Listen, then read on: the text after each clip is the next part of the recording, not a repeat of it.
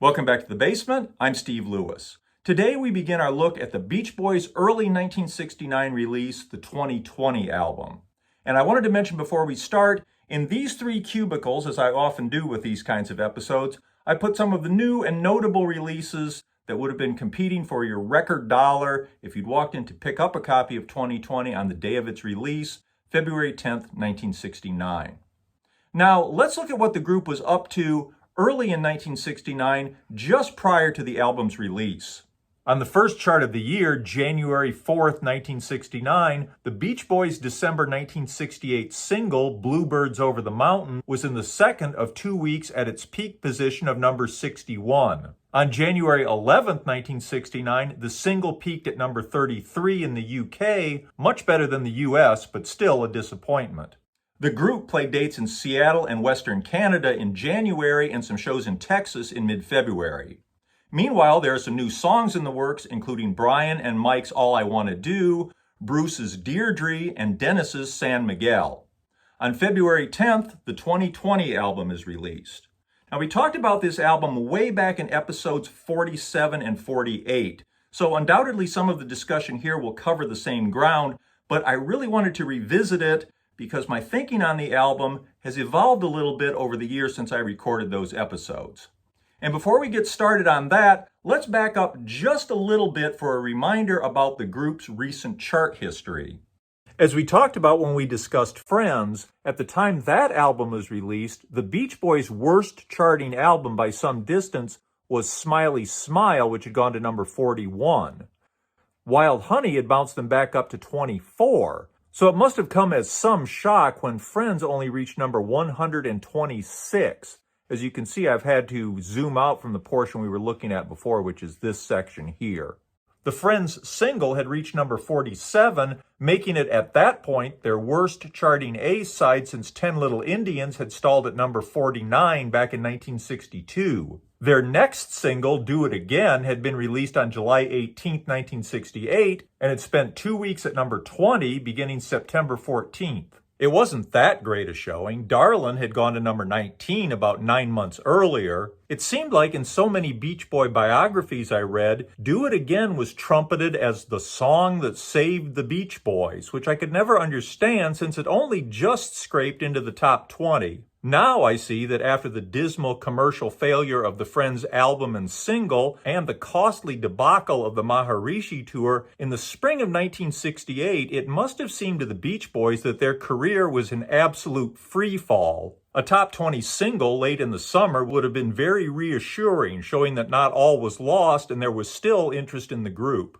Unsurprisingly, Do It Again kicks off 2020. Not only was it their biggest recent record, it was a good way to start the album, both musically and thematically. The opening riff is great, of course, and the muted voices that can be heard just under it make it feel casual, live, and energetic. The With a Girl the Lonely Sea Looks Good in the Moonlight section is beautiful and gives the song renewed punch when it returns to the main riff. The lyrics take them back to the beach. In 1968 and 69, it's refreshing, fun, and delightfully unassuming amongst all the heavy music that was going on. Naturally, this was long before referencing their past became an annoying, chronic default. And the lyrics wouldn't work nearly as well if the tune didn't sound funky, modern, and just plain excellent.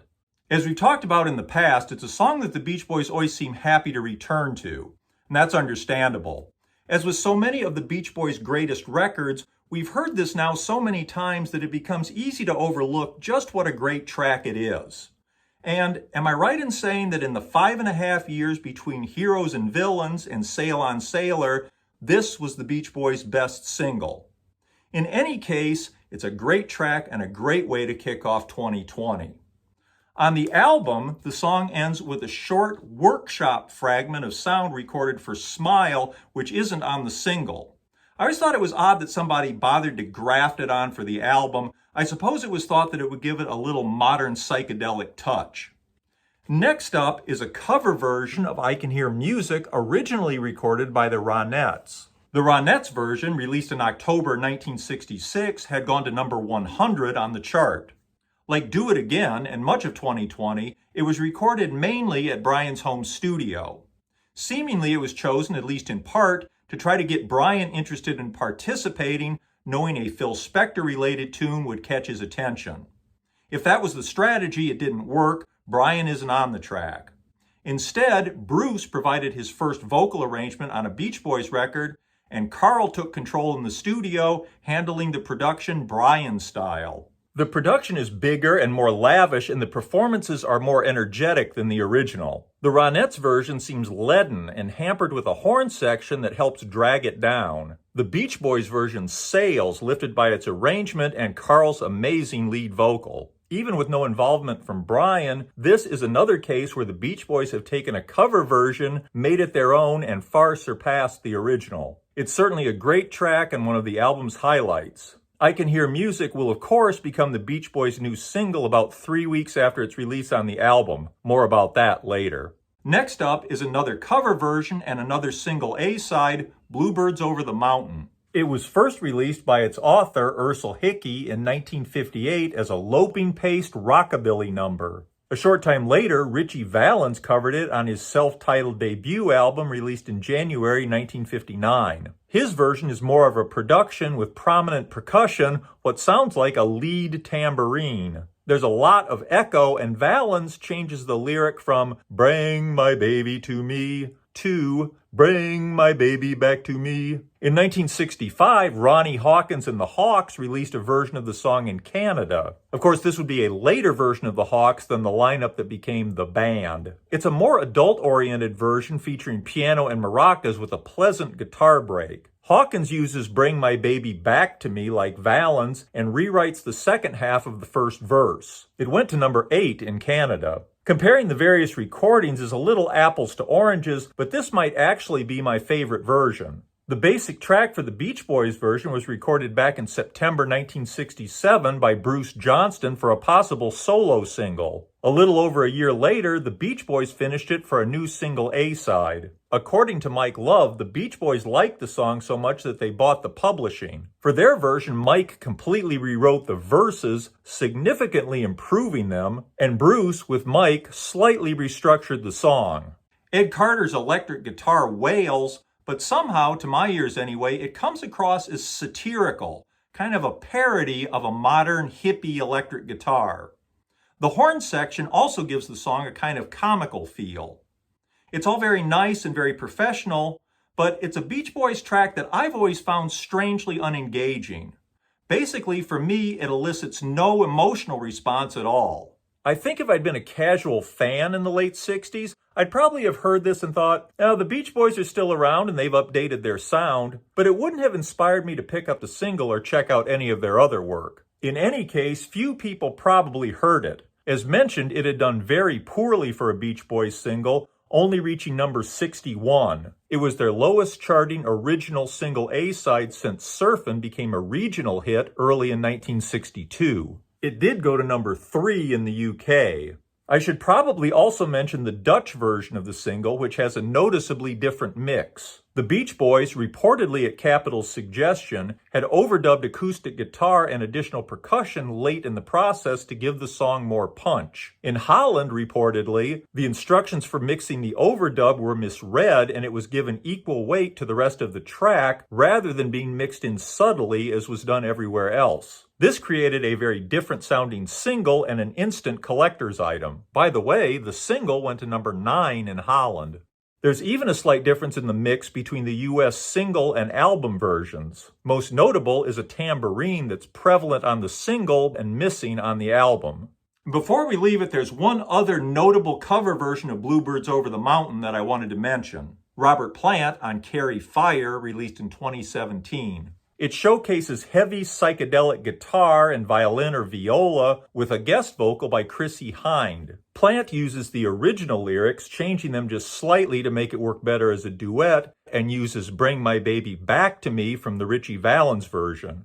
Following 3 once and future A-sides come 2 tracks by Dennis. Of course, Dennis had really started contributing as a songwriter on Friends with Little Bird and Be Still, both co-written by our friend Stephen Kalinich. The first of Dennis's tracks on 2020 is Be With Me. It showcases a lot of elements we'll continue to see in Dennis's work. The beautiful chord changes, the orchestral elements, and the ebb and flow in intensity. As beautiful as it is, I think that intensity is pushed a little beyond its comfortable limit in the free section that pretty much serves as the song's chorus. All the elements, especially the vocals, seem to be straining to reach the level of intensity that they're going for. I think that section works better on Dennis's piano demo released on the Made in California box set in 2013, where the intensity is pulled back on the word free rather than ratcheted up. That aside, I love the verses, I love the feel of the song, and especially I love the way Dennis sings it. Not the greatest technical singer, Dennis has a sincerity and a gravitas that make him one of the most compelling vocalists in the group, and it's on display here. I like the arrangement also with the modern use of brass and strings, and the song's long, unusual fade, which gives it a unique character. Next is Dennis's All I Want to Do, and I know there'll be some disagreement about this one. As much as I love Dennis's work, I've never warmed to his early rockers.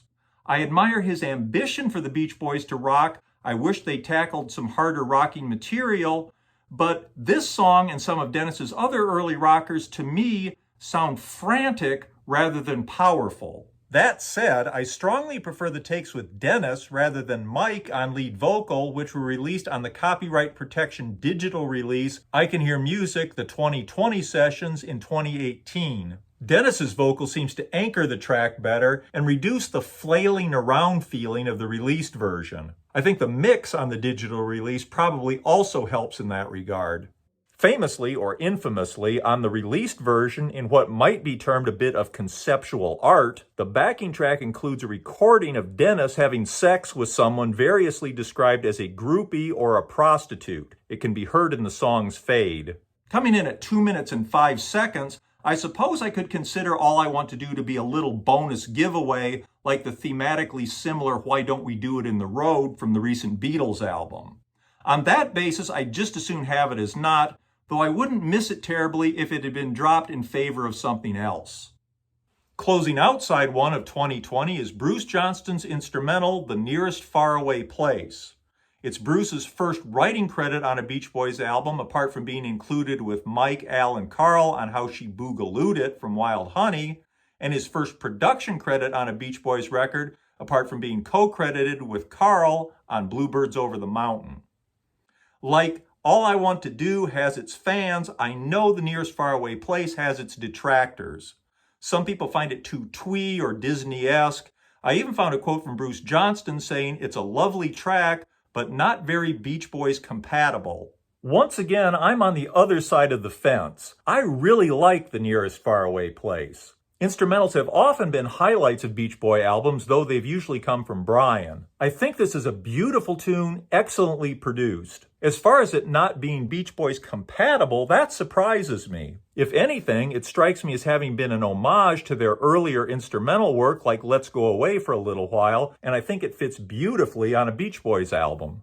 By the way, I found a quote from Bruce saying the title of the song came from an article by Shayna Alexander in Life magazine. With a little digging around, I found it was the title of her weekly column, The Feminine Eye, in the September 8th, 1967 issue. That might be an indication that Bruce wrote the song shortly before the release of Smiley Smile and around the time he cut the backing track for Bluebirds Over the Mountain. I wonder if he might have conceived of The Nearest Faraway Place as a possible B-side for his Bluebirds solo single.